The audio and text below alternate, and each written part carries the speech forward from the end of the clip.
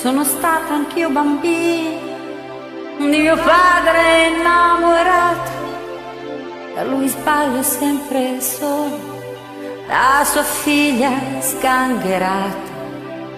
Ho provato a conquistare e non ci sono mai riuscita, e ho lottato per cambiare, non ci vorrebbe un'altra vita. La pazienza delle donne incomincia a quell'età, quando nascono in famiglia quelle mezze ostilità, e ti perdi dentro un cinema a sognare di andar via con il primo che ti capita e che ti dice una bugia.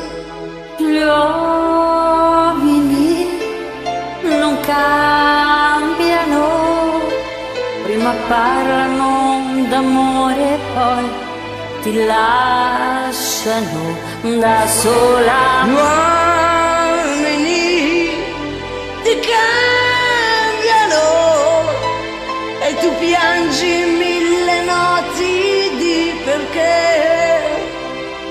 Invece gli uomini ti uccidono e con gli amici vanno a ridere di te.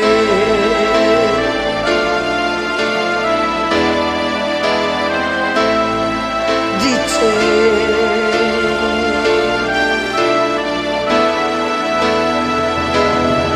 Piansi anch'io la prima volta, stretta a un angolo sconfitto.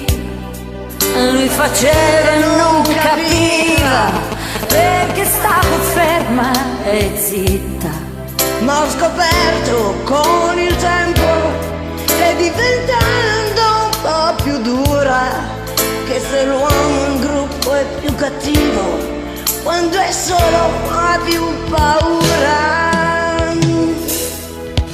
Gli uomini non cambiano, fanno i soldi per comprarti e poi ti vendono la notte. Gli uomini non tornano e ti danno tutto quello che non vuoi, ma per